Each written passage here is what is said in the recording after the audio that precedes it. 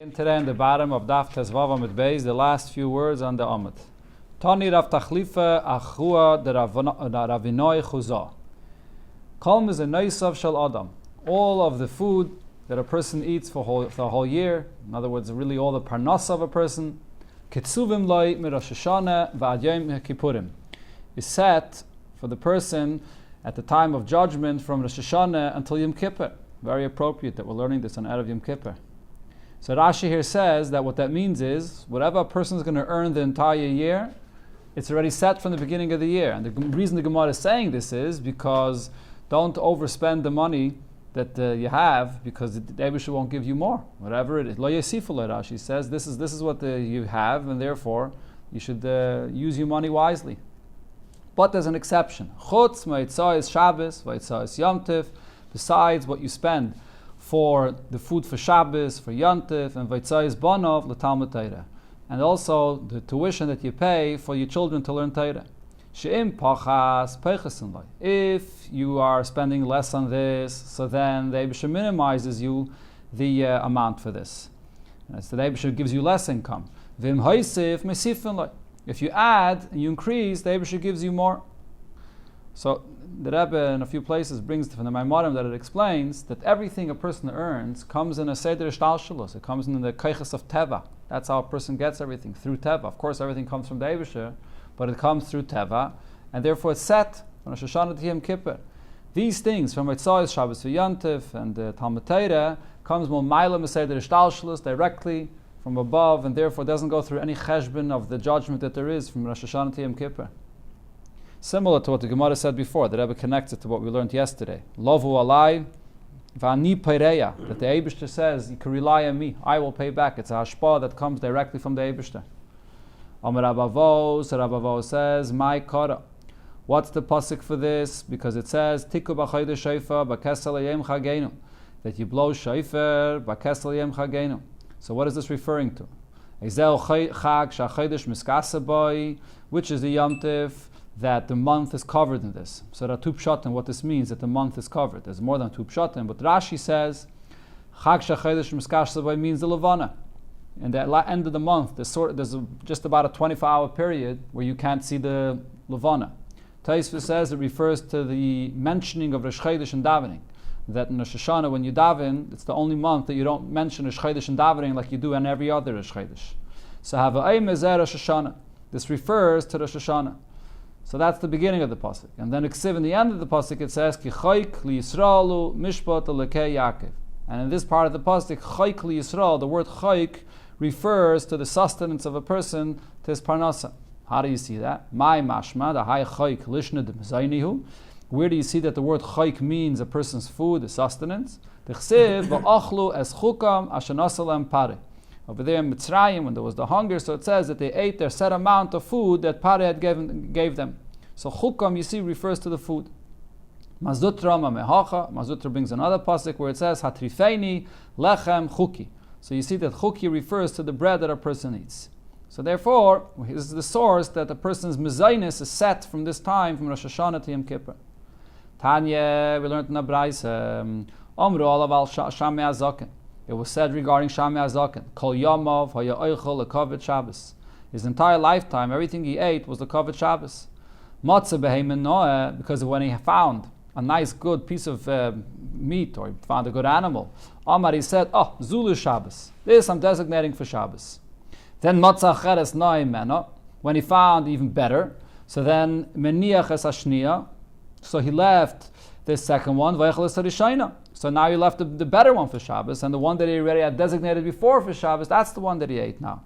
So it comes out that he was eating something that was already designated for Shabbos. And this is a constant, he will always keep Shabbos in mind.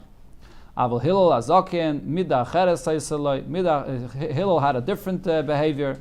Shekol Maisav, L'Shem Shemayim. Everything that he did was for the sake of heaven, which means that he had betochen in the Eibishter, that the Eibishter is going to give him what he needs for Shabbos, so he doesn't have to prepare it and designate it from the beginning of the week. Shenema Baruch Hashem Yom Yom. That a person every day benches the Eibishter for what the Eibishter gives him for that day. Tanya Nami Hachi. We learned similar in the Beitza. Beishama Yomrim Mechad Shabich L'Shabbatech. From the first day of the week you should already be thinking about Shabbos. And Beis Hillel says, Baruch Hashem Yom Yom, that every single day a person should rely on the Eibishter for that day. So this is interesting because the Alter Rebbe and Shulchan Aruch and the Rishonim will already say that even though usually the opinion of Beis Shammai doesn't matter at all when we have Beis Hillel, but over here the Alter Rebbe Shulchan Aruch brings Beis Shammai's opinion and Beis Hillel's opinion. And then the Alter Rebbe says that really Beis Hillel agrees to the point that Beis Shammai is saying, which is that a person should keep in mind Shabbos from the beginning of the week. Elamai, Beis Hillel had a special level of bitochin, and that's why he wouldn't be concerned about it. But it's not the pshat that Beis Hillel held that there's no point in keeping in mind Shabbos from the beginning of the week. So therefore the Alter Rebbe brings both Beis Shammai and Beis Hillel. Person that gives a gift to his friend. You don't have to let him know that you gave him the gift. You could give it to him in a way that he won't know where it's coming from, and there's no point that he should know. Moshe did not know that his face was shining when he came down from the mountain, and he didn't realize that the Eibishter gave him this gift, that his face should shine. So the Eibishter didn't even let him know. Meisvei, the Gemara asks him this, but it says regarding Shabbos, which is also a gift. So the Eibishter tells Moshe, tell the Yidden that Ladas, they should know, Ki ani Hashem mekadishchem, that I am the one that sanctifies you. Amalek Kadosh Baruch Hu Moshe, Moshe matana teiva yeshli beveis gnozai. I have a very good gift in my storehouse, in my storage, in my hidden place. Shabbos Shema. And the name of this gift is Shabbos. V'ani mevakish litna li Yisrael. And I want to give this to the Yidden. Leich v'hidia isam, go and let them know about Shabbos. Kan omer Rab Shimon ben Gamliel, anoisim pas litinik. That's similar. When you give a piece of bread to a child, you should let his mother know about the gift that you gave him. Just like the Eibishter was letting Yidden know about Shabbos, that he's giving them Shabbos. So what do you see over here? That when you give a gift, you do have to let know. It shouldn't just be anonymous. So the Gemara says, Leikashya. Ha b'matana David l'agluya, and ha b'matana David l'agluya. When it came to the face of Moshe that was shining, so it's something that he'll see. It's something that he's going to find out about. So therefore the Eibishter doesn't have to let him know that he's giving him this gift. He'll know that it comes from the Eibishter. But something which you won't find out, like when you give the past, you give a piece of bread to a child, the mother may never know about it. So therefore, you have to tell the mother about it. But the Gemara asks, but how about Shabbos? Shabbos nami matana David l'agluya. Shabbos is also something that the Eibush is giving us Shabbos, and it's something that we'll find out about and we'll know about Shabbos. And for the Gemara, but matan schara loy David l'agluya. But the schar for Shabbos, that's something that we won't find out about unless the Eibishter tells us what the schar of Shabbos is. And therefore, the Eibishter had to let Yidden know about this gift. Amamar, the master said over here, that if you're giving a piece of bread to a child, you should let his mother know about it. What should you do? You don't have to go to the house and tell the mother about it. So how do you make a sign that the mother should find out about it? So, shayef le mishche. You should put some oil or something on his forehead that the mother should see and ask him, who did this? What is this? And then she'll find out from the child that someone gave him to eat. Or umalile kuchle, or you should put him some makeup, some kuchle, some blue between his eyes. That's the way they used to put this by the eyes, and the mother will find out about it. V'ha'idne, the chayshinan l'kshafim, and now the Gemara says that we're concerned of kishif. So if a mother sees a child that has oil on his forehead, or this kuchle, this makeup, she'll be afraid that someone played with the child with kishiv. So how should you show a sign to the mother that you fed the child? Whatever you're feeding the child, take a little bit of that min. If you're giving him a chocolate bar, take a little bit of the chocolate and put it on his forehead so the mother should see that the child had chocolate. All the mitzvahs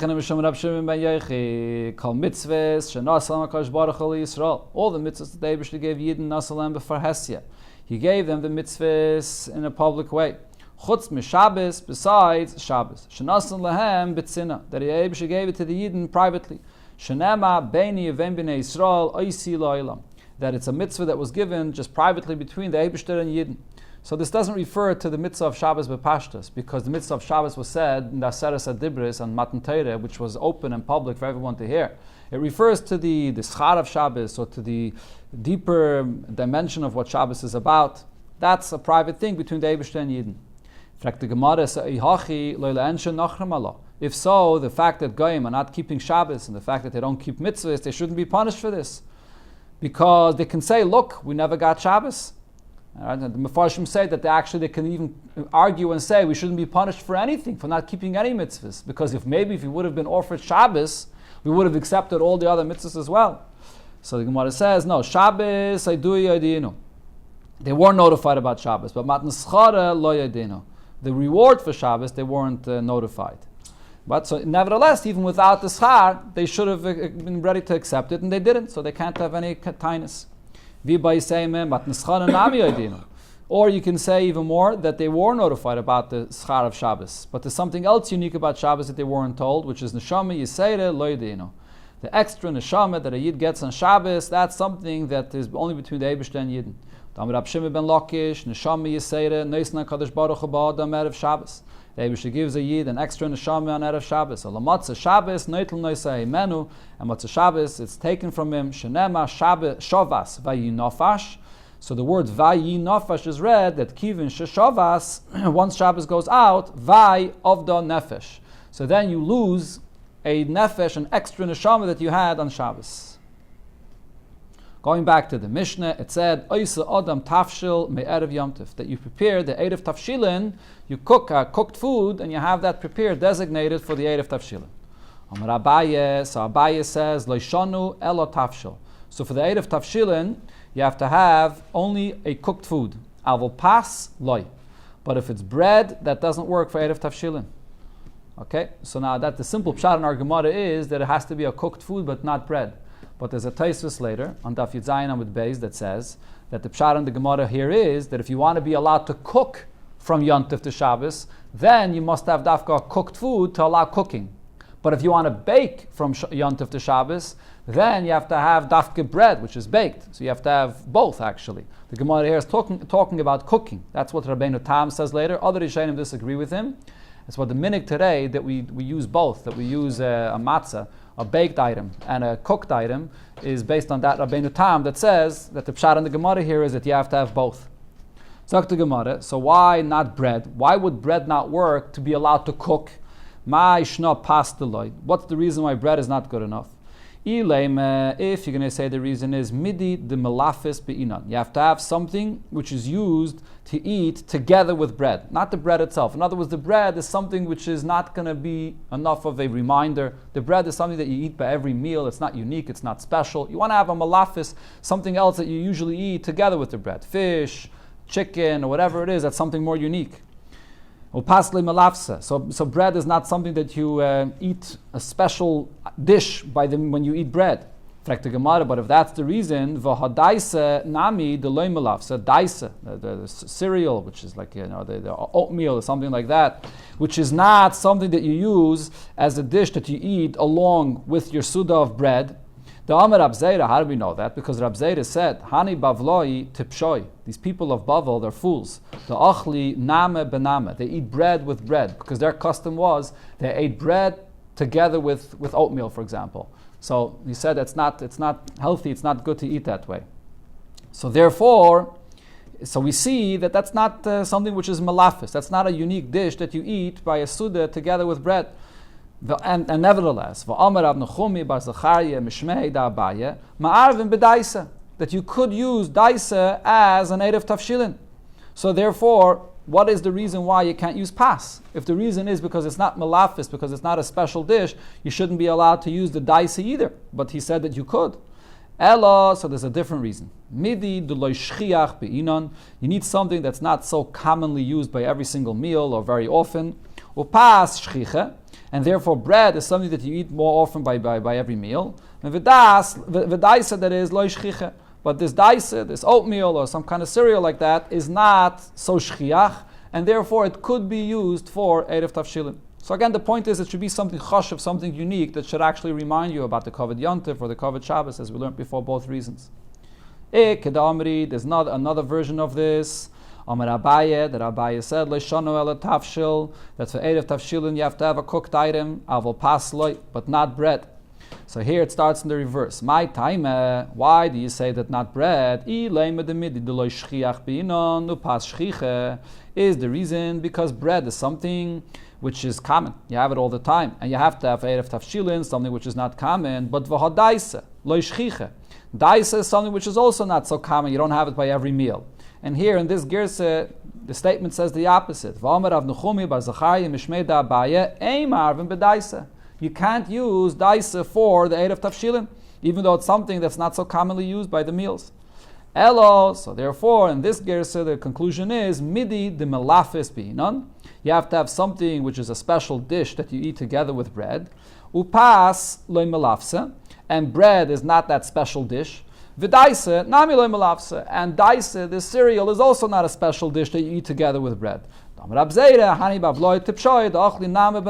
Babylonians are fools that they eat bread with bread when they eat the daise together with the bread. Tani Rabchia taught, Adoshim shebeshulei kedeira. If you don't have anything for your Erev Tafshilin, all you have is some lentils that are left at the bottom of the pot. Saimech alein, you can take from it and you can rely on it and use it for Mishum Erev Tafshilin. But for Hani Mili, when is that? The Isbuhu Kezayis. If there's enough of a Kezayis from all these lentils that you find at the bottom of your pot. Amir Rav Yitzchak Bereid Rav Yehudi, v'in a big Chiddush, Sham Nunes shal gabi asakin. You cut your knife, you cut meat, and you have some fats that are on the knife, and you take it to you take it off, and you can use that as a cooked item for Erev Tafshilin, Mishum Erev Tafshilin. But the Gemara clarifies, V'anemili, the Isbu Kezayis, but that's only if they have enough of Shamnunis, enough of a Kezayis. Alter Rebbe Shulchan Aruch, though, adds to this, brings this Gemara, and he says that this is all b'diavad, because if this is what's called a busy mitzvah. Doing a mitzvah with something like this, with scratching off from the bottom of the pot some of the lentils or from the knife, so therefore lechatchila you shouldn't do this. Amar Avasi Amar Rav Dogim Kitanim Meluchim, small fish that are salted, let's say like herring. Ein be'em mishum bishuli nochrim. If it's cooked, there's no issue of bishul akum, that it was cooked by a guy, because the rule by bishul akum is something that's eaten raw. If a guy cooks it for you, there's no issue of bishul akum. So therefore, the Amar Rav Yosef, so now Rav Yosef said, Vim tzalon, if a guy takes these small fish like herring and he roasts it for you, it's a nachri, the guy roasted for you, soymech aleim shomerev v'tashilin. You can rely on it, you can use it for Erev Tafshilin. There's no issue of bishul akum, and you can use it. V'yav dinu nachri kasa da harsene, aser. But if the guy went and took this fish and he fried it together with the fats of the fish, and it's also fried together with flour, so then also you're not allowed to eat it because the flour can't be eaten raw, and there is an issue of the guy cooking the flour for you, so therefore you can't use it. So the Gemara Pshita, isn't this obvious? You have flour here, and the guy is cooking the flour for you. But the Gemara, because Mao the Taimeh, I would think that this would still be allowed, because Harsana Iker, the fish is cooked in the oil and the whole fish together, so you would think that's the Iker. And the flour is just a little flavor. That's not the main thing. So therefore, there's no issue here. Kamash Malan kimche. So therefore, he was telling you no. The way this kasa da harsana was made, the flour was a main component, and therefore that cannot be baked or cooked or roasted by the guy, and therefore you can't use it. Amar Rabba said, "Eruvet tafshilin tzrichin kazayis." The amount, the minimum you need for an erev tafshilin is a kazayis. The question was asked: Kazayis echad lekulan. Is it enough to have one kezayis for everybody that's relying on this Erev Tafshilin? As we'll see soon in the Gemara, you can make an Erev Tafshilin. One person can make an Erev Tafshilin theoretically for the whole city. So is it enough you have one kezayis for everybody? Or you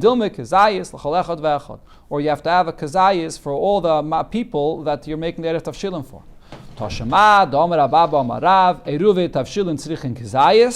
All it needs is one kezayis, bein le'echad, bein le'meya. Whether you're making it for one person, for 100 people, it's enough, one kezayis. Tanan, in our Mishnah we learned, Ochloi, Oisha Avdoi, if the Erev Tafshilin was eaten up or got lost, Lo Yevashel Olav Batchila, you should not cook on Yontif for Shabbos. You don't have your Erev Tafshilin in existence anymore, you can't rely on it anymore. Shia Mimena Kolshu, if there's just a Kolshu, which sounds like a tiny drop that's left from it, Soymech Olav the Shabbos. You can rely on it to cook from Yontif to Shabbos. So my kolshu, what does the word kolshu mean? Lav, don't you think it means avagav the leka kazayis? Even if you don't have a kazayis left of it, you can still rely on it. So it's not like what we said before, that has to be a kazayis. Answers the Gemara, loy, the ispe kazayis. Over here, kolshu means the minimum amount, which is a kazayis, but not less than a kazayis.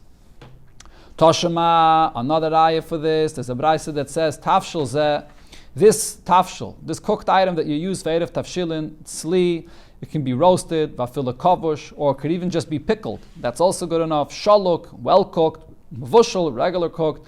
The kulyas spanin, and then kulyas spanin, which is a kind of a also salted fish, like similar to herring or whatever, a small fish.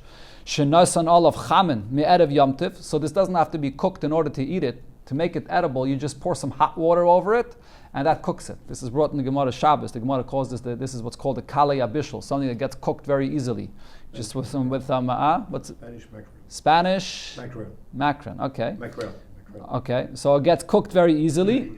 So this could be used also. So the Beitza says shenasnal of chamim erev yomtiv. You put some hot water on it from before yomtiv. Tchilasai v'soifai, both in the beginning when you prepare this cooked item for the Erev Tafshilin, and v'soifai at the end, what you have left over of it on yomtiv itself, ein lo shiur, has no amount to it.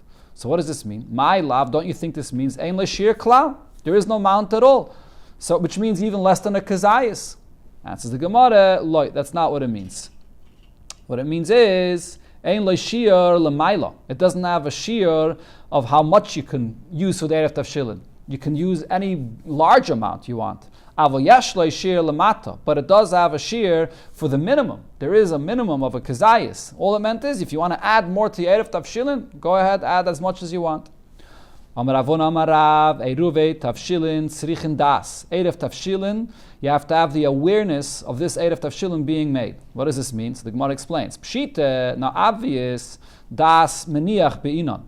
The Das of the person that's placing the Erev Tafshilin, he has to put this Erev Tafshilin specifically for this purpose that it's being designated for this to be able to cook from Yom Tov to Shabbos. You can't just say, oh, I have food in my fridge, I have so much food there, so don't I have enough for the Erev Tafshilin as well? That's not enough. You have to pick it up and put it down specifically for the Erev Tafshilin. That's obvious. But the question now is, Das mishehinichu le'binon? Do you also need the awareness, the knowledge of the one that you're making the Erev Tafshilin for him? Or maybe not. You don't need the Das of the person that you're making the Erev Tafshilin for him. You can have in mind anybody with your Erev Tafshilin, and even if he doesn't know about it, it's okay. Loi bina. Toshemas, the Gemara brings a raya because it says, Davua, the Shmuel, the father of Shmuel, Ma'arev, Akula Nerda. He made an Erev Tafshilin for the entire city of Nerda. And there's no way that he went and notified all people of Nerda that he's making the Erev Tafshilin for them. And also, Rabami v'Rabasi, Ma'av Akula Tveria. They made the Erev Tafshilin for the entire city of Tveria. Machriz Rabbi Yaakov Baridi. Rabbi Yaakov Baridi would announce, Mishla Yiniach Eruvi Tafshilin. Whoever did not make an Erev Tafshilin, Yavai v'Yismayach al Shali, can come and rely on my Erev Tafshilin. V'at kama. How far of a distance could you include people in your Erev Tafshilin? Amar Rav Nechumi bar Zachariah Mishmei Dabaye at Tchum Shabbos. Until the Tchum Shabbos, you can rely on them. Right? And outside of the Tchum Shabbos, Rashi says that's something that those are people that you don't have in mind, you don't remember them. Which means that theoretically, the point of here is that the issue is not because they can't come in, because it's too far from the Tchum, so they can't use your Erev Tafshilin. Even if you have an Erev Tchumen, and they could come in, but nevertheless, that's a distance that you don't have in mind. Haho Samya, there was this blind individual. To have a Misade Masnite Kamei de Mashmol. He would set up and teach the Braises in front of Mashmol. He knew them all perfectly, and he would be the one to teach them in front of Shmuel. So Chazdei Dava Otzev, 1 year by Yontif, so Shmuel saw that he was sad. Amalei Amayat Sivis, why are you sad? Amalei de lo yesivi eruv tafshilin, because I didn't prepare my Erev Tafshilin from before Yontif. Amalei, so Shmuel said to him, Smoy Chadidi, if so, you could rely on my Erev Tafshilin, I had you in mind as well. L'shana, the next year, Chazdei Dava Otzev, again he saw on Yontif that he sad. Amalei, so he asked him again, Amayat Sivis, why are you sad? Amalei, so again he told him because I didn't prepare the Erev Tafshilin. Amalei, so now Shmuel told him, if so, Peshayat, you didn't prepare your Erev Tafshilin this year, you're a Peshaya. This is negligence. L'kula al Meshari, for everyone else, they can rely on my Erev Tafshilin. But l'didach aser, for you, it'll be forbidden.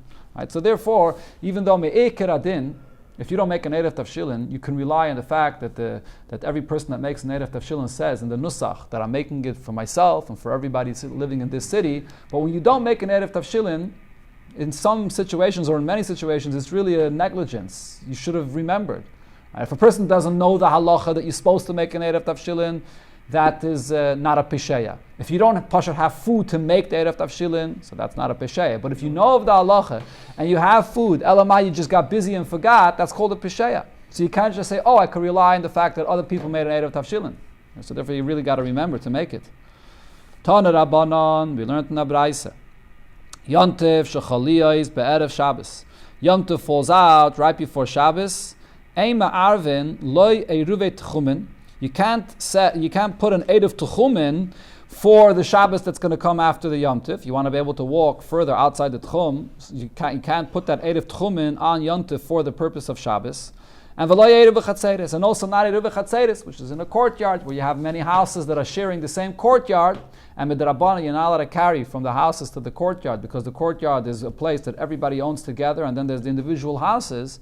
So Chachamim will go not to carry there without an Erev Chatzeres. You can't place the Erev Chatzeres on Yontif, that is, for the purpose of Shabbos.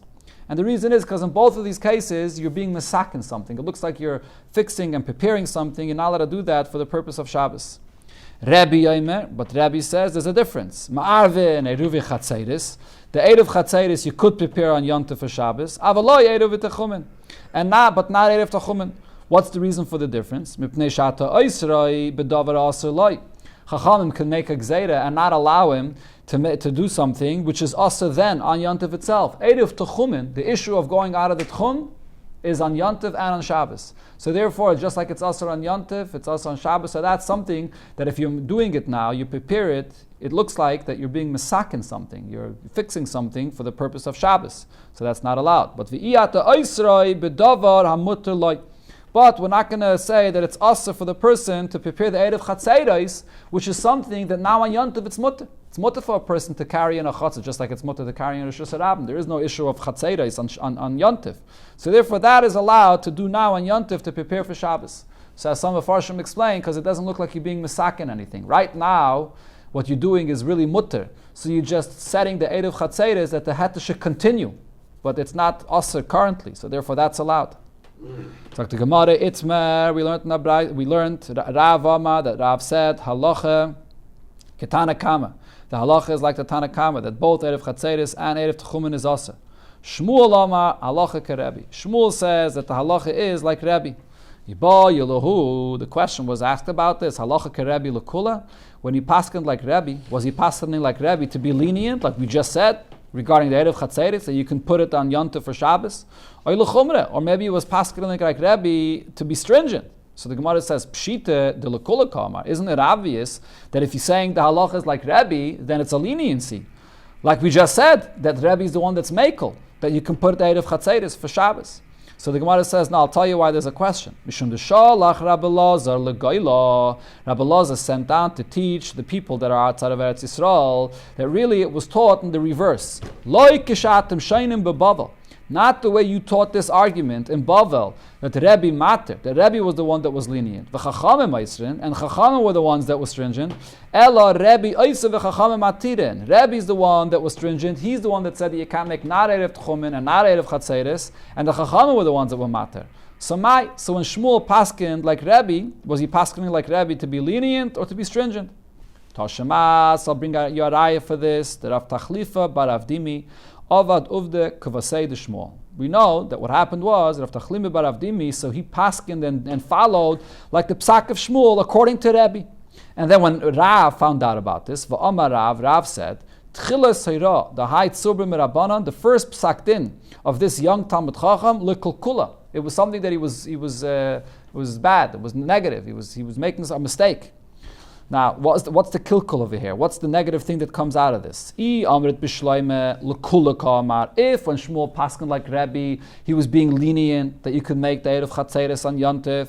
So that's why Rav commented, because he disagreed with Shmuel, and he said that there's a kilkul that comes out of this. There's a leniency.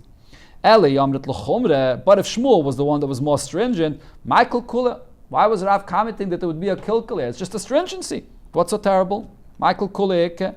And for the Gemara, I'll tell you what it is. Even if you're going to say that he was stringent, but what's the stringency?